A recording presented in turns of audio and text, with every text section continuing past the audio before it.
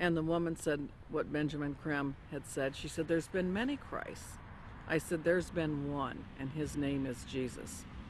And people turned from rows around and looked at me like I was crazy. And so then Benjamin Creme came in, and he started the nearly close to 180-degree spin of his neck again. And the crowd's hypnotic trance appeared to deepen, and he started out from the point of light within the mind of God. May light spring forth ever. And I went nice and clear, and I'll tell you, the acoustics in that building are wonderful. I said, Our Father, who art in heaven, hallowed be thy name. Thy kingdom come, thy will be done. And I did that each and every stanza. And they got down to the last part, said, may light and love and power fulfill thee plan on earth, and may it seal the door where evil dwells. And I said nice and loud and clear, I said, may Jesus Christ return to earth and end the evil present in this room tonight. Well, the funniest thing happened, or may I say it did not happen. Benjamin Creme stood there. He waited, and he waited. He clearly was watching for something to come over him. And it didn't happen. And he finally said to the crowd, he said, that will be all. You are dismissed. And of course everybody was extremely disappointed. And we went to the door, and I went walking out. I had brought some co-spies with me. They were kind of chickening out at that point and waiting for me. They were afraid of being ripped limb to limb. And I stood down there, and a number of those people knew me, and they were just furious with me. And I stood there calm, cool, and collected, and I said, well, I said, if you're Maitreya the Christ, Betreya the Christ, or whatever his name's supposed to be, or everything he's cracked up to be, one lousy Christian in there saying the Lord's Prayer shouldn't have stopped him. And Benjamin Creme has never come back to Detroit, although that was probably the most successful night financially and crowd-wise that he'd had in the United States. The following is a video taken in Iraq at a Shia Muslim festival. Share International and Benjamin Creme have put out that this is indeed an appearance of Maitreya, the supposed world teacher for the age of Aquarius, one world government. Commenting on this video, Share International reports, quote, Imam Mahdi, unexpected appearance, proclaims the title of a video posted on YouTube. A miraculous figure of glowing brilliant white light appeared on a video filmed in Karbala, Iraq, on the night of Ashura, 6 January 2008. This Shia Muslim ceremony commemorates the martyrdom of the grandson of the Prophet, Hussein, whose tomb is in Karbala.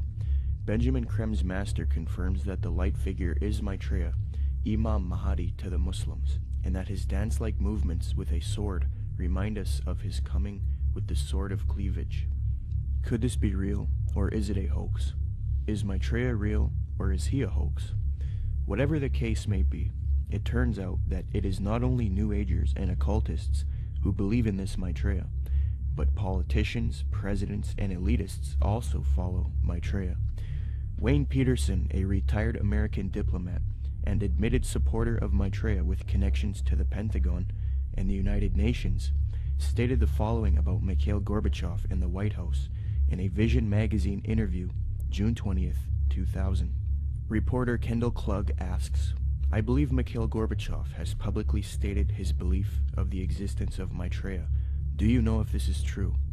Wayne Peterson answers, I have one little story I could tell you about Gorbachev.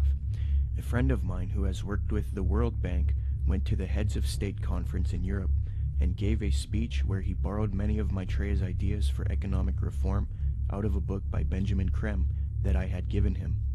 He told me that he had read the book on his flight to Europe and realized that his keynote address to these world officials, especially presidents and prime ministers, it was a very high-level meeting, was going to be very boring, with many having heard similar sentiments over and over. So he thought he would throw in some of Maitreya's ideas into the speech. The country he was in had a reigning monarch who invited him to lunch the next day. When he showed up for lunch, there were 16 to 20 people there, including Mr. Gorbachev.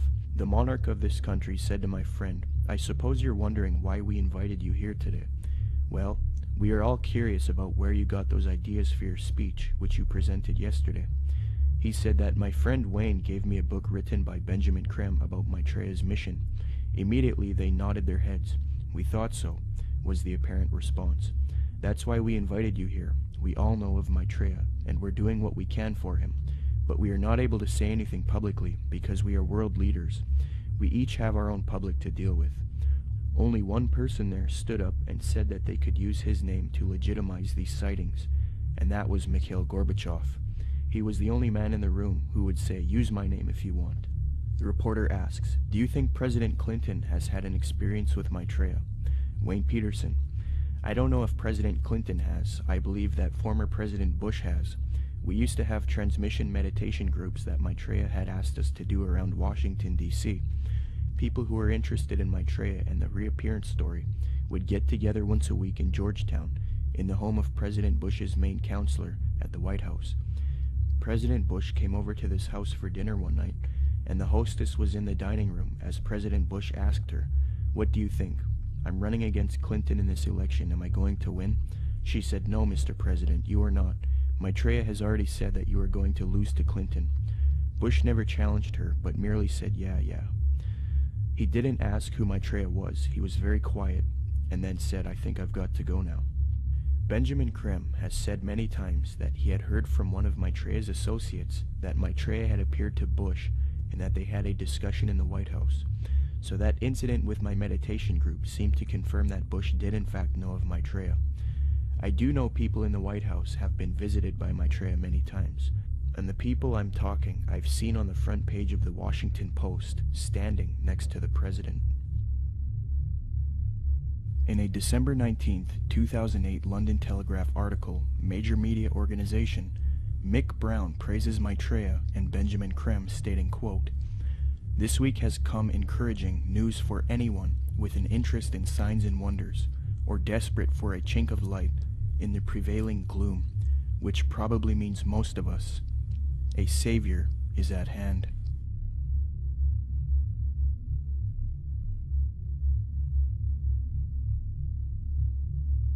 Движении, в другом направлении, к новому мировому порядку, I think новой цивилизации. even that does not describe why the world has changed so much and why the world has turned so much toward a new world order and a new kind of civilization.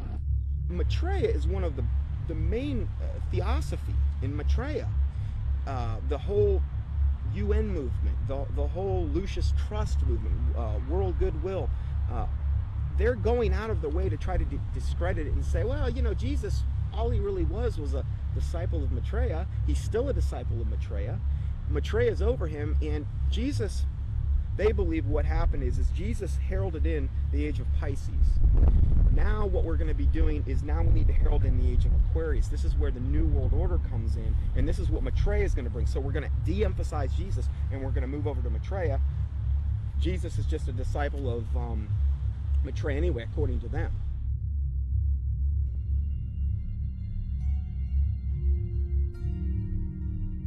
In 1919, the theosophist Alice Bailey was supposedly contacted by one of these ascended masters known as the Tibetan Dijwal Kul.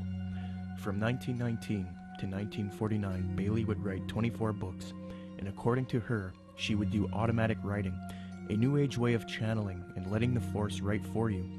Bailey would create Lucifer Publishing, which would distribute the works of Helena Blavatsky and the Theosophical Society. She would later change the name to Lucis Trust because Lucifer Publishing was too controversial. Lucis Trust evolved into a large New Age organization, and it is still active today. Lucis Trust is also directly associated with the United Nations.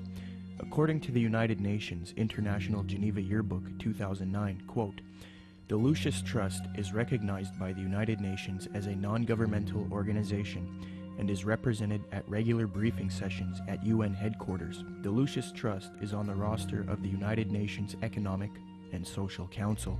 Thus, Theosophy and the New Age are now fused into the United Nations, which gives a medium for the New Age agenda to unfold. The aim of corrupt organizations like Lucis Trust and the UN is to create a one-world government, New World Order, which is in accord with the supposed Age of Aquarius,